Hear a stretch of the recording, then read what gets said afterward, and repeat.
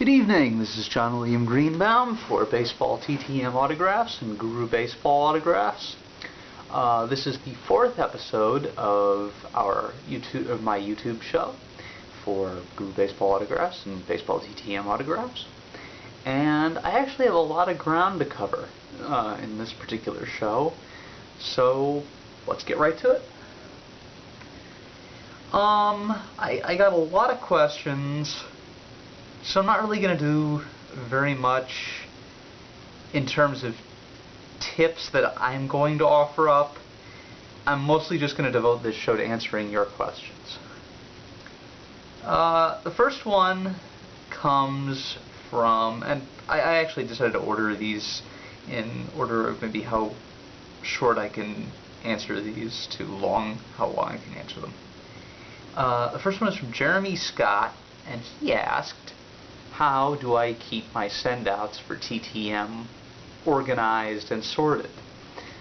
Well, what I do is I use Microsoft Word. I know a lot of people prefer MS Excel, and indeed Jeremy himself uses a notebook, Mead Composition notebook. But I just use Microsoft Word. I record all of my successes in one document by team and by player. And as far as tracking how long, what I do is I actually I use a Microsoft. I date every single letter that I mail, and I have a copy of every single letter that I mail as a Microsoft Word document. So what I do is I just take the date and I go to, I think it's timeanddate.com or something like that, and I just figure out how long it's been since, how many days it's been since I've sent out.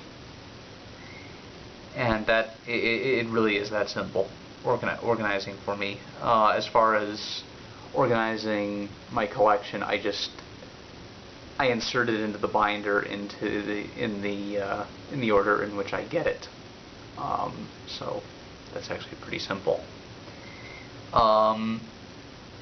Second question is from Dana Wilson, and it concerns multi-signed cards and who you should send to first. It really depends on the ball player, because Dana was referring to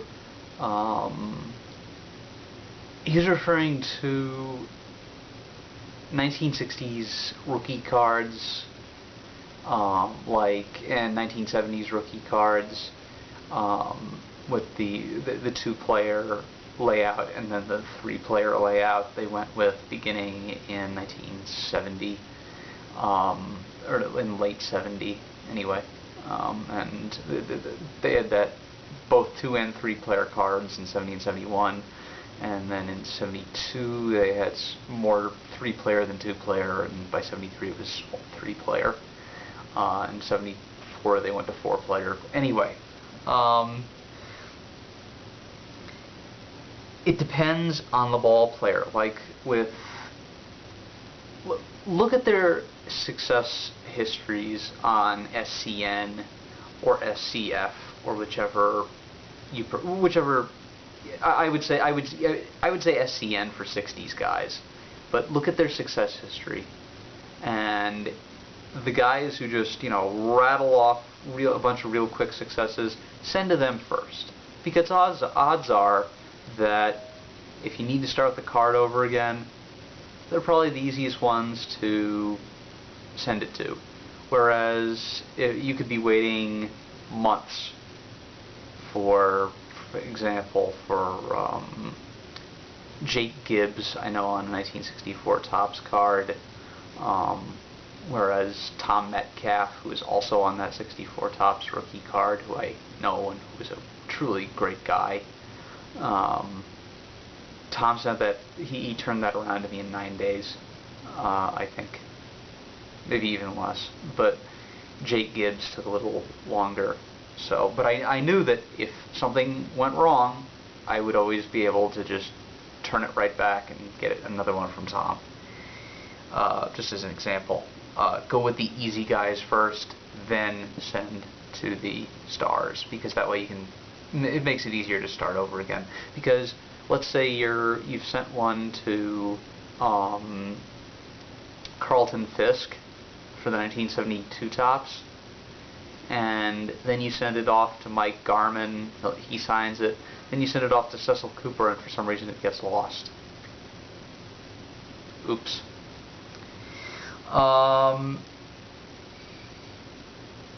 Scott Pritchard asked me a very, very good question about envelopes. Specifically the SACE, not the actual envelope you send in.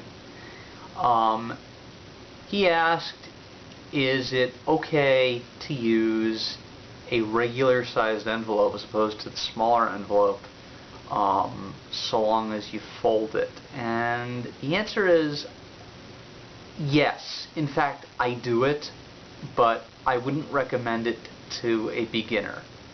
I've been doing it since 2007. I've never had one envelope that's been torn apart, but evidently Scott has. So what I would say is don't fold it in half, ever. Instead, fold it in three equal parts.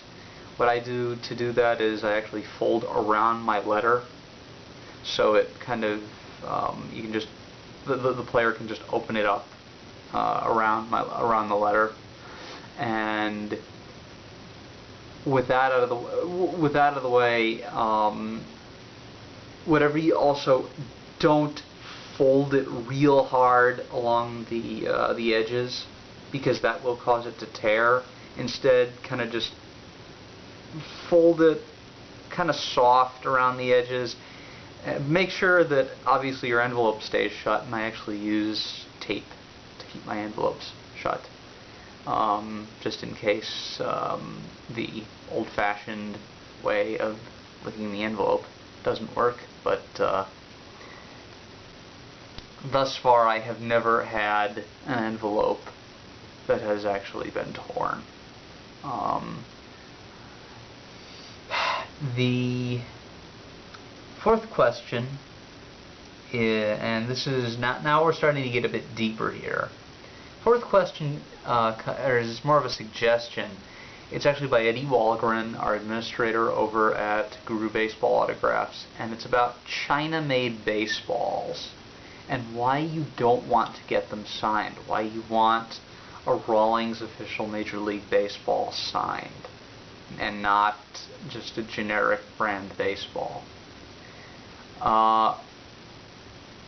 Let me put this in short, and that is, if you get a signature on a China-made baseball, it will get swallowed up. It will disappear off the baseball in a few years. Now, it's not going to disappear immediately. It's not going to fade immediately. It will fade regardless. It may take a couple of years, but it will fade. Why is that? Well, a lot of them use a different material rather than the standard horsehide around the baseball. What they use is actually a plastic compound that when a player signs it, well, that plastic is not particularly good for holding a signature. And what it does, I have seen a handful of signatures hold, but they have looked terrible, and they've all been signed in Stapler Lumicolor pen, and you almost get what looks like a shadow, or something that looks like it was signed in extremely faded pen. And I actually have two of those balls that were given to me. One of which is signed by Wilmer Flores, the other is signed by Henry Mejia, back when they were Mets prospects,